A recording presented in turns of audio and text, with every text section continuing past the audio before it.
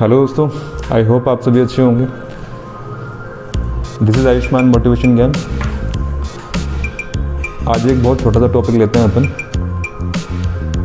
काफ़ी सभी लोग सोचते हैं कि मतलब इंसान परेशान है, दुखी है।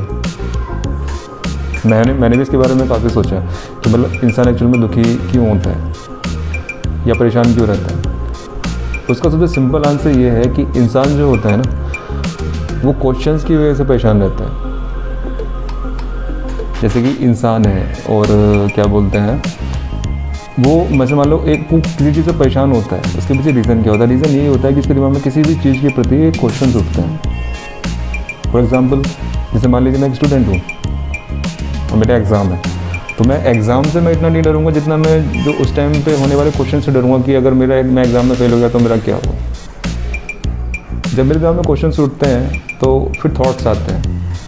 जैसे मेरा क्वेश्चन उठा कि मैं अगर फेल हो गया तो क्या होगा, फेल होने के बाद क्या होगा कि मुझे नौकरी नहीं मिलेगी, शादी नहीं होगी, घर वाले घर से बाहर निकाल देंगे। तो ये जो क्वेश्चंस उठते हैं, यहाँ से इंसान को दुख और टेंशन्स मिलती है। बहुत से लोग इन चीज़ों में एक्सपर्ट होते हैं। जैसे कि बहुत से लोग क्या करते हैं कि इन चीज़ों का फ्रिक्शनली आंसर दे देते हैं अपने आप को ही। कैसे कि जैसे मान लीजिए कि अगर मैं फेल हो गया तो क्या करूँगा, तो बंदे के दिमाग में क्या चलता है कि भाई अगर मैं फेल हो गया तो बिजनेस कर लेंगे। और अगर मान लो जैसे मान लो मैं अपनी एग्ज़ाम में बैठा हूँ और मेरा पेन खत्म हो गया तो मुझे क्या करना पड़ेगा, तो बहुत से लोग क्वेश्चन के आंसर क्या बना देंगे कि मैं अपने फ्रेंड से ले सकता हूँ। तो दिस हाउ इट वर्क्स। मतलब कि अगर आप वाकई में किसी से परेशान हैं तो एक्चुअल में आप उस चीज़ से तो परेशान है ही हैं, आप एक क्वेश्चन से भी परेशान है जो उस चीज़ से रिलेटेड होकर आपके सामने आ रहा है। अगर आप उस चीज़ का आंसर ढूंढ लेंगे तो आपकी टेंशन ख़त्म हो जाएगी। टेंशन से दुख निकल के आता है। ओवर थिंकिंग होती है एक तरह की कि पहले हो क्या होगा ना कि आप किसी चीज़ के बारे में एक आप क्वेश्चन आपके दिमाग में आएगा, क्वेश्चन का आप आंसर देने की कोशिश करेंगे, फिर दूसरा क्वेश्चन आएगा, फिर तीसरा निकल के आएगा। ऐसे ओवर थिंकिंग हो जाती है। बहुत से लोग इन चीज़ों को कंट्रोल नहीं कर पाते। ये मेरी प्रॉब्लम पहले मेरे साथ भी थी, मैं बहुत ओवर थिंकिंग में जाता था। बट धीरे धीरे जब मेरी लोगों से बात हुई तो उन्होंने मुझे समझाया कि ओवर थिंकिंग एक नॉर्मल चीज़ होती है। इसमें क्या होता है कि जो दिमाग होता है ना, वो इसीलिए बना होता है थिंकिंग के लिए। ओवर थिंकिंग में हम उसको ले आते हैं। उसको बैलेंस आप कैसे करेंगे मैं बताता हूँ। एक बहुत सिंपल सा फंडा है इसका कि जब भी आपको अपना दिमाग किसी चीज़ से हटाना है तो दूसरी चीज़ में लगाना पड़ेगा। ठीक है, जैसे मान लीजिए मेरे दिमाग में क्वेश्चन आया कि मेरा जो एग्ज़ाम है, अगर मैं फेल हो गया तो क्या करूँगा। मैं अपना दिमाग उसी टाइम पे उस जगह से हटा के दूसरी जगह पे करता हूँ। जैसे मैं एक क्वेश्चन पर लगा लेता हूँ कि क्वेश्चन का आंसर क्या आएगा, दूसरी बुक उठा के देखता हूँ। इवन मैं सॉन्ग भी सुन लेता हूँ।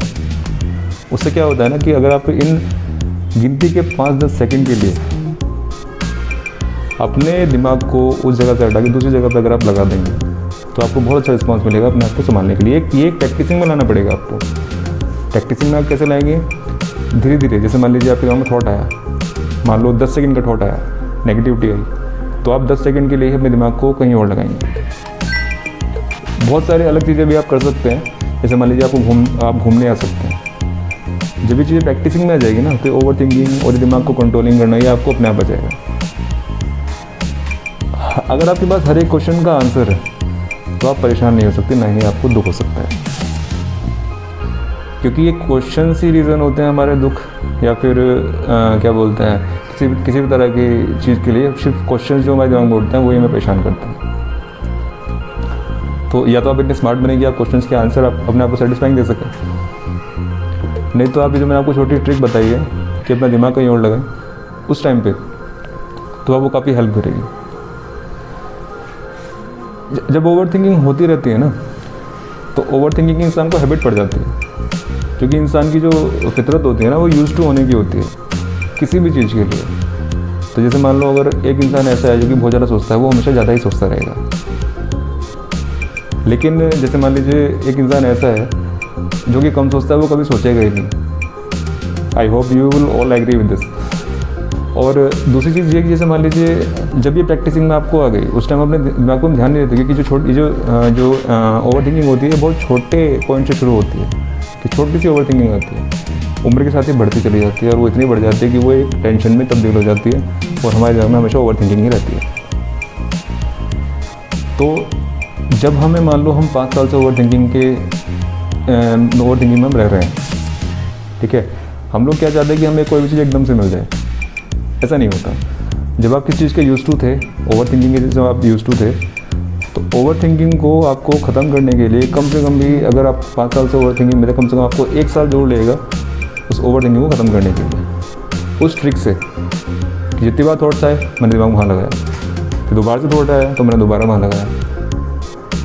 इवन अगर आपको इस थॉट्स को ख़त्म करने के लिए, इन थॉट्स को ख़त्म करने के लिए आपको, जब मान लो बहुत से लोग घूमने के शौकीन होते हैं तो वो घूम के भी आ सकते हैं, छोटी मोटी दूर, सब कुछ करना पड़ता है अगर आपको क्या बोलते हैं अपने आप को शांत करना है। तो जब भी प्रैक्टिसिंग में आ जाएगी तभी बहुत ईजी हो जाता है। तो गाइस ये छोटी सी ट्रिक थी जो मैंने आपको बताई। अगर इस ट्रिक के थ्रू आपको हेल्प मिलती है प्लीज़ मुझे बताइएगा, मुझे काफ़ी अच्छा लगेगा और मुझे लगेगा कि जो मेरी मेहनत है वो सफल हुई। आई होप आपको अच्छा लगा होगा गाइस। और अगर आप चाहते हैं या फिर किसी तरह का आपको कोई क्वेश्चन है इस तरह का जो आप मुझसे पूछना चाहते हैं कि इसको मैं कैसे सॉल्व कर सकता हूँ, तो आप मुझे बता सकते हैं, मैं इसके ऊपर भी वीडियो बनाऊँगा। सो ठीक है, अच्छा लगे तो मुझे बताना। थैंक यू वेरी मच, नमस्ते।